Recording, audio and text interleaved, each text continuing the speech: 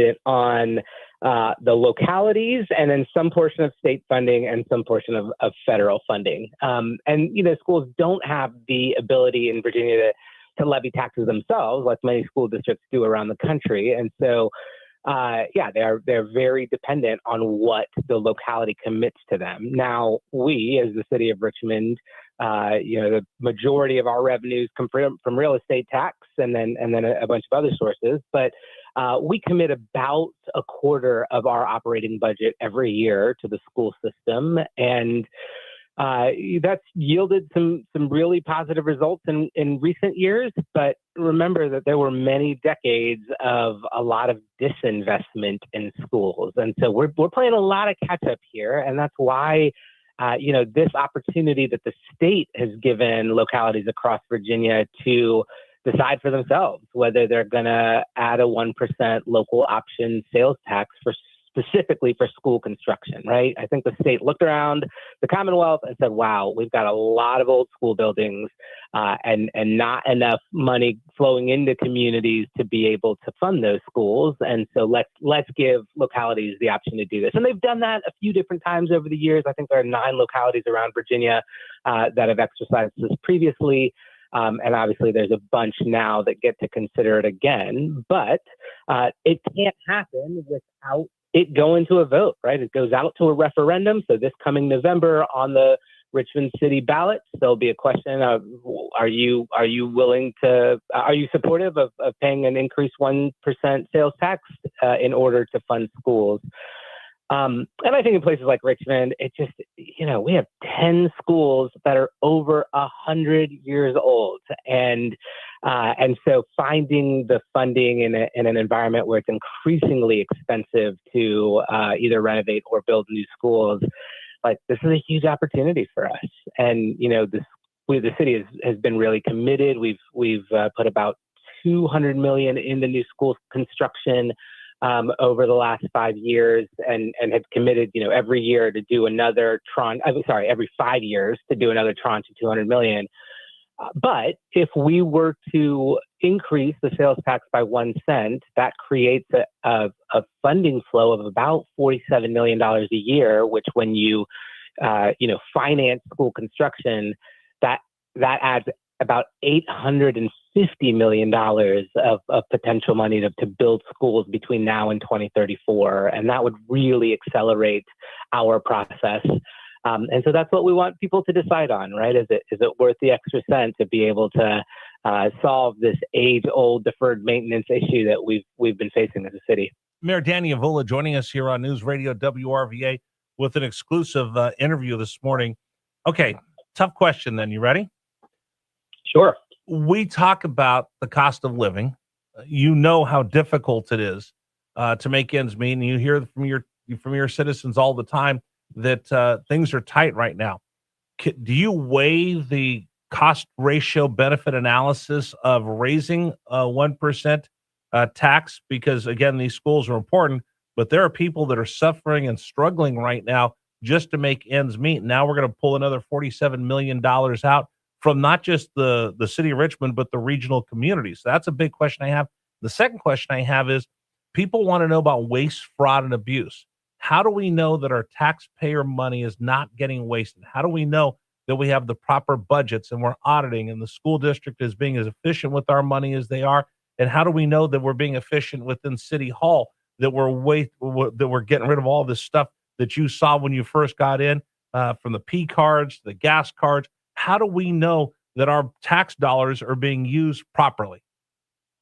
Yeah, well, let me start with the first one. I absolutely understand that the issue of affordability is the top of everybody's mind right now. And frankly, Rich, like if this were a different time, I don't think there would be any concerns about a 1 cent sales tax, right? Like if this were 5 years ago, I think this would have, there would have been tons of support around this. But you're right that it is a particularly challenging time, especially for lower and moderate income families that are really struggling to make ends meet. And that's why when we proposed this, we wanted to make sure that folks knew that we understood that we weren't, not reading the room in this case, that we really understood that these are challenges. And that's why at my press conference last week, we rolled out not just the hopes that people would vote for a 1 cent sales tax increase, but that we would pair that with a 1 cent decrease in the meals tax, in part because we didn't want our restaurant community, which is part of what makes Richmond such an amazing place,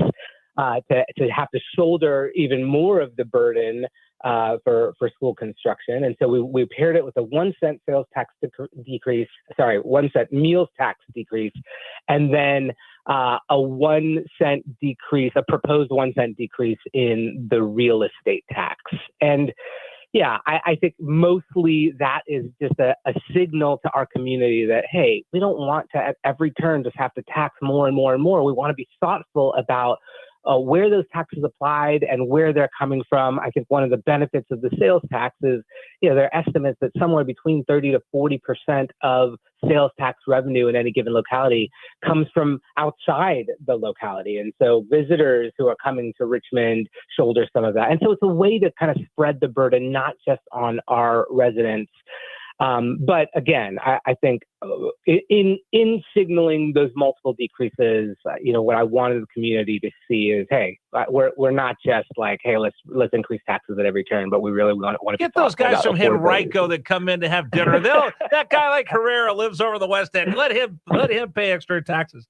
Okay, we're going to run out of time. Can I add one other thing to that, Rich? I mean, the other piece of that is that the sales tax, as it's proposed at the state level, doesn't get applied to groceries or medicines or personal hygiene products. Either. Right. Yeah. Okay. Right. So it is protecting folks at the lower end of the spectrum. Okay.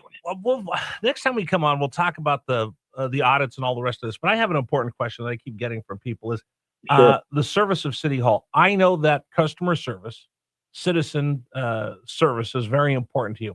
And I got a lot of people that have said, hey, listen, my utility bill, I can't get it right. I know you're working on that. I have a lot of people, I send personal letters to Danny Avula and I never hear back. Some of them are things I think you could talk about. Some of them I think are things that are beyond what your office has. What's the best way for someone to get help with something like a utility bill so they're not going down there 7, 8, 9 times fighting with the utility bill? When they want to get something on your radar, I tell people, send a letter, call, they tally that up, and that's what bubbles up so the mayor knows here's really what the big concerns are from a lot of people. And then if you can individually help somebody, they do down the line. Explain that to us. Yeah, obviously the front door is 311, and so most of the complaints come in there. Now, a lot of those get addressed in a very timely way, and a lot don't. And particularly right now, I want to first say, our rollout of this new tech platform, while our team tried to do everything they could on the front end to test it, to beta test it, to make sure it integrated, one of our vendors made a switch midstream that we weren't informed about, and that created huge headaches for our customers. And they don't care if it's a vendor or if it's the city. All they know is that they're getting billed incorrectly, or that their account number has changed, or they're no longer attached to their auto pay. And so I want to just acknowledge that was a big hit for a lot of people. We are incredibly sorry for the frustration that has caused. And so we have really tried to stand up and augment our staff, our customer service staff, over the last few weeks to address the deluge of calls that we've gotten. So we added an addition 15 people to the customer service response line. And we're finally, as of this past week, we're finally back down to our baseline numbers. And so I'm hoping that a lot of people are getting their issues resolved. And I also want people to know that we will absolutely fix whatever billing issues people are experiencing. And so the front door is 311. But I do think if you have, called or 8, 9 times like that person you just described, feel free to send those to RVA Mayor at rva.gov, and my team, my constituent services team, will help navigate those to make sure that people are getting a response. Because we want to make this right. It's going to take a little bit of time, but I want to reassure people that anybody who has billing errors, we're 100% committed to resolving them. Wait a second. Did you just give out your email address? It's our main concern. It's the one on the website, Rich. Okay. So what is it? It's rvamayor@rva.gov. I feel like you're Donald Trump giving out Lindsey Graham's phone number. Hey, by the way, let me give out the mayor's number, and here's his email address, rvamayor@rva.gov if you want, and then that can help escalate that and catch the attention, because I know there's a lot of things that come in, and I tell people all the time, if it's something big and constituents stand up and they go, hey, Mr. Mayor, you need to take care of this, I know that your staff elevates that to you, and then they try to help people individually. I've seen it. I've done lobbying. I know how that works. And I think a lot of people get frustrated because they'll send you a letter like, I need him to get a hold of me right now.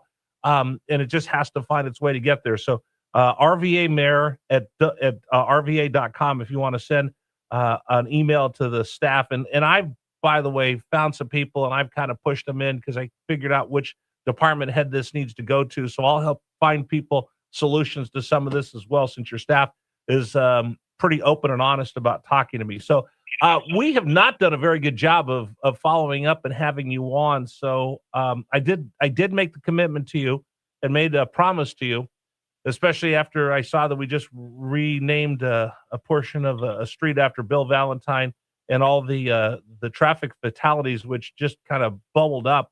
And we did make the commitment that we're going to talk once a month about pedestrian safety, not only in Richmond, but in the region. And I promised you that. So we're following up with that as we get ready for school to start next month. And then I made a commitment that I want you to come on as much as possible. You got caught up in a bunch of other stuff. So let's remake that commitment that we have you come back on and answer some of these questions.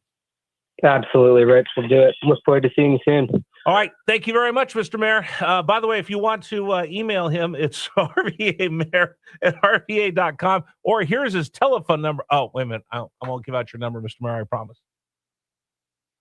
I was like, dude, you just gave out your email address. All right. There you go. We asked some of those questions. And again, send those to me and we'll help get you sent off to the right person as well. But there you know. Talking about why that 1% sales increase. And I am going to bring him back on and we'll talk about how do we know that our money's being taken care of. All right. All of that. Thank you to the mayor for joining us here on Richmond's Morning News. We'll continue with you. It's News Radio